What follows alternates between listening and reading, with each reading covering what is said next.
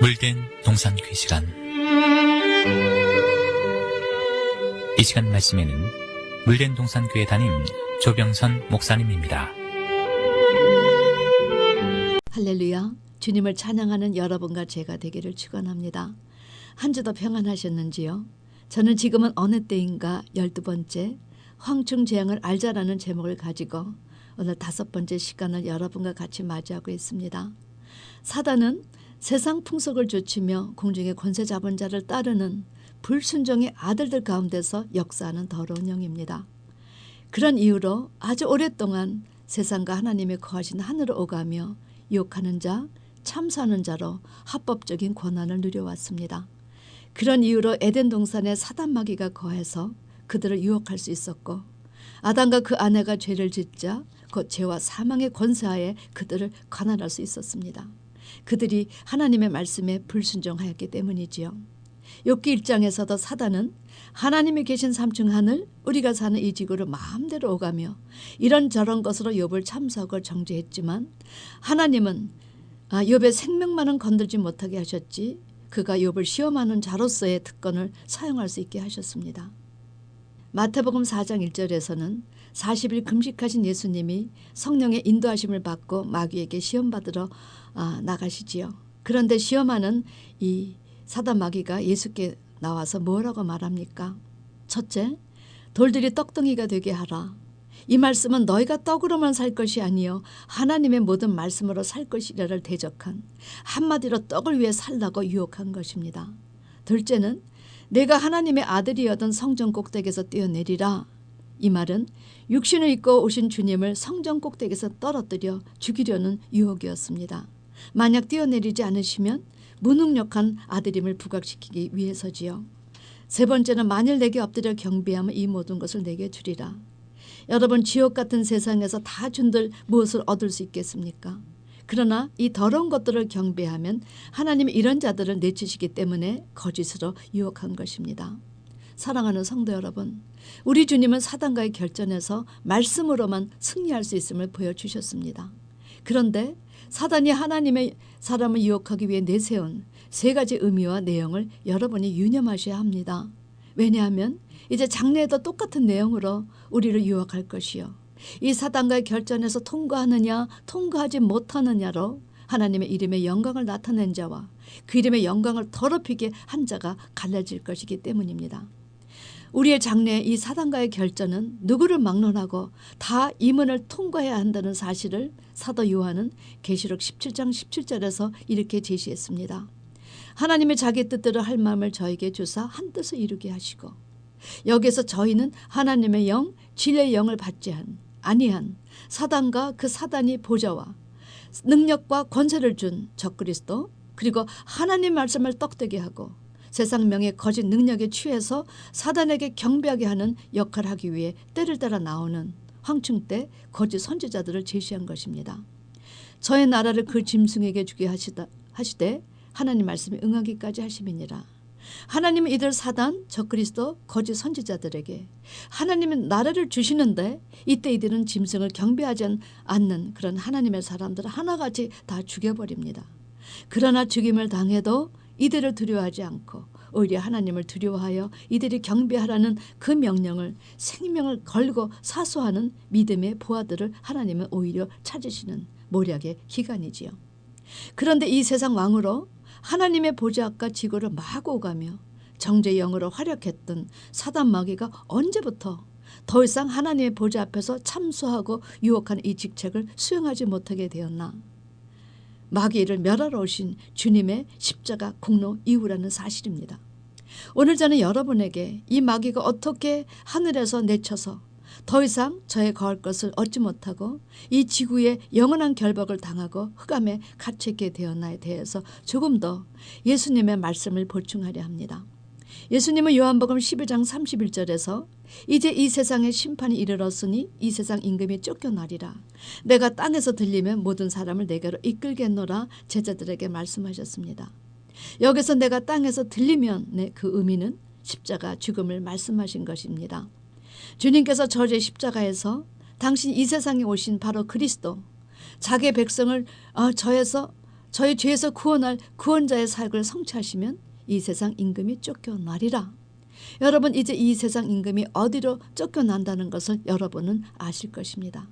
바로 더 이상 하나님의 보좌 앞에서 거하지 못하고 아주 이 지구로 쫓겨났다는 사실을 제시하신 것입니다.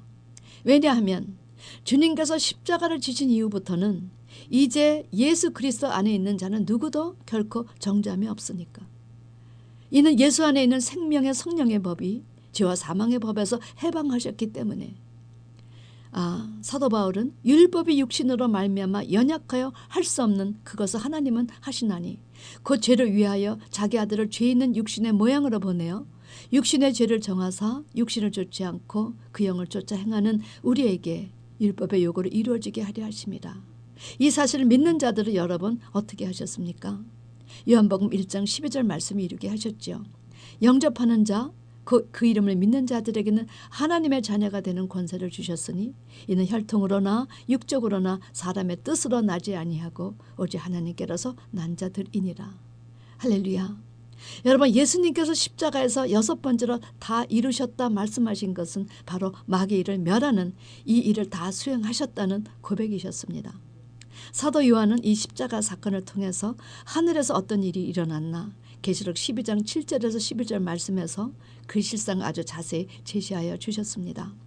하늘에 전쟁이 있으니 미가엘과 그의 사자들이 용으로 더불어 싸울세 용과 그의 사자들도 싸우나 이기지 못해서 다시 하늘에서 저 있을 곳을 얻지 못한지라.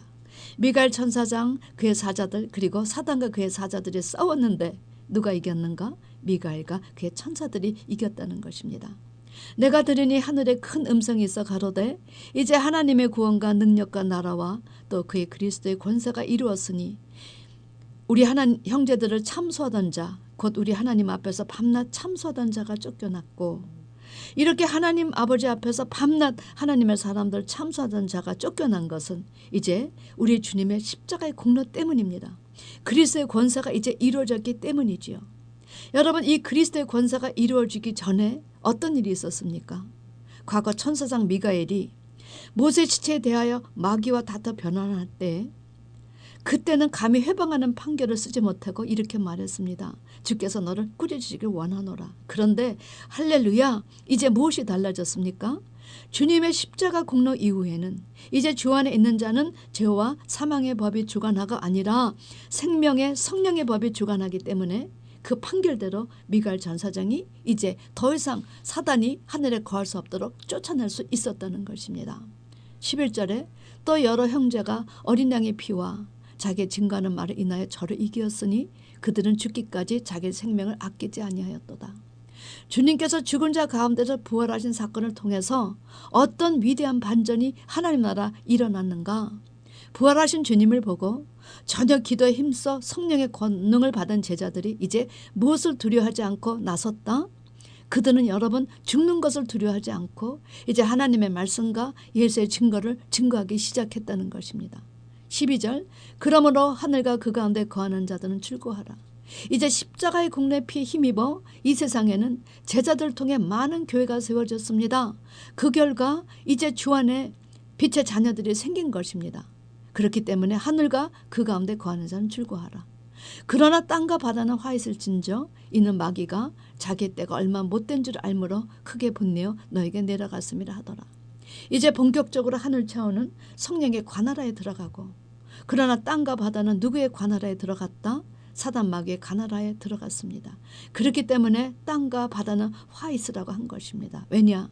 하늘에 다시 거할 것을 얻지 못하고 땅에 쫓겨난 마귀가 이제 자기 때가 얼마 남지 않았기 때문에 크게 분내어 이 땅과 바다를 관할하러 내려갔기 때문입니다.